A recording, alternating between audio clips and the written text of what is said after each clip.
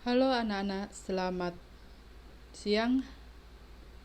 Hari ini kita akan belajar kembali dalam pelajaran Agama Katolik dan Budi Pekerti kelas 8 dalam materi Sakramen Ekaristi. Sebelum belajar, mari kita berdoa dalam nama Bapa dan Putra dan Roh Kudus. Amin.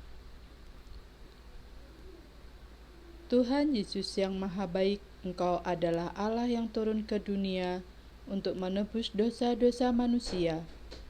Kami anak-anak-Mu berkumpul di kelas online untuk memahami sakramen yang Engkau berikan kepada kami, yaitu sakramen yang pernah Kau lakukan dalam perjamuan malam terakhir. Terangilah kami, ya Yesus, agar kami dapat memahami makna sakramen Ekaristi ini, sehingga kelak kami makin menghayati cinta-Mu melalui sakramen Maha Kudus. Demi Kristus Tuhan kami. Amin.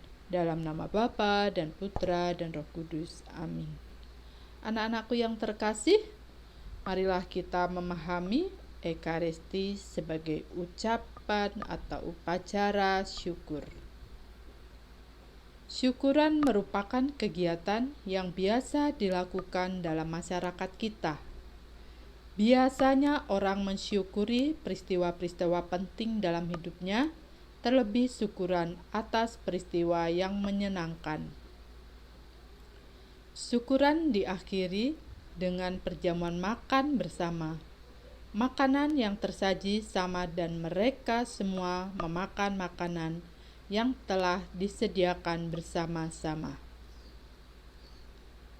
Perayaan Ekaristi sebagai ungkapan syukur atas karya dan pengorbanan Yesus Kristus. Maka, Ekaristi berasal dari bahasa Yunani, yakni Eucharistian, yang berarti puji syukur dan kegembiraan. Kita memandang Ekaristi sebagai syukuran dan pujian kepada Bapa, artinya bahwa kita bersyukur kepada Bapa yang telah memberikan rejeki kepada kita setiap hari, rejeki secukupnya. Yang pernah kita ingat dulu adalah Yesus memberikan makan 5.000 orang dengan 5 roti dan 2 ikan. Tetapi dengan segitu Yesus mengucap syukur kepada Bapa bahwa hari ini masih diberikan rejeki dan cukup. Maka Yesus memberikan juga kenangan akan kurban Kristus dan tubuhnya, yaitu dalam perjamuan terakhir bersama para muridnya. Kehadiran Kristus oleh kekuatan perkataannya dan rohnya. Marilah kita sekarang memahami perjamuan malam terakhir sebagai dasar dari sakramen Ekaristi. Sebelum menderita sengsara, Yesus mengadakan perjamuan bersama para muridnya sebagai tanda perpisahan yang kita kenal dengan perjamuan malam terakhir. Dalam perjamuan tersebut ada 2 hal yang dilakukan Yesus, yaitu Yesus mengambil cawan berisi anggur dan roti. Ia mengucap syukur dan memberikan pesan, "Inilah tubuhku yang diserahkan bagimu. Perbuatlah ini menjadi kenangan akan daku." Ayat 9, ini artinya bahwa roti melambangkan diri Yesus sendiri yang akan dipersembahkan melalui penderitaannya, disalib demi keselamatan manusia. Kemudian Yesus mengambil cawan berisi anggur dan berkata, "Cawan ini adalah perjanjian baru oleh darahku, yang ditumpahkan bagimu."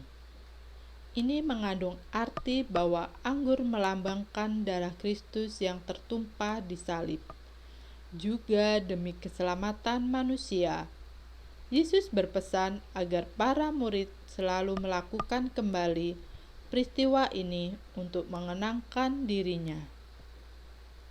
Sesuai dengan pesan Yesus itu, maka perjamuan Tuhan itu diteruskan oleh gereja hingga kini dalam bentuk perayaan Ekaristi. Perayaan Ekaristi mengenangkan sekaligus menghadirkan kembali tindakan penyelamatan yang dilakukan oleh Yesus kepada umat manusia, sekaligus mensyukurinya. Dengan demikian, bagi gereja sekarang, Ekaristi pertama-tama merupakan ucapan syukur dan pujian kepada Bapa. Kita bersyukur kepada Allah atas segala kebaikan-Nya, untuk segala sesuatu yang Ia laksanakan dalam penciptaan, penebusan, dan pengudusan. Nah, maka dengan hari ini materi sakramen Ekaristi kita akhiri dengan doa penutup dalam nama Bapa dan Putra dan Roh Kudus. Amin. Ya Allah, Bapa yang penuh kasih, kami bersyukur kepadamu. Karena karunia kasih-Mu, kami dapat merasakan kasih Yesus yang hadir dalam sakramen Maha Kudus. Ajarlah kami, ya Bapa, agar kami senantiasa memahami dan mengimani kehadiran Kristus Putra-Mu dalam sakramen Maha Kudus. Semoga kami mampu menjaga iman kami ini, sampai kami harus mempertanggungjawabkan ini semua ke hadapan-Mu. Demi Kristus Tuhan Juru Selamat kami. Amin. Dalam nama Bapa dan Putra dan Roh Kudus. Amin.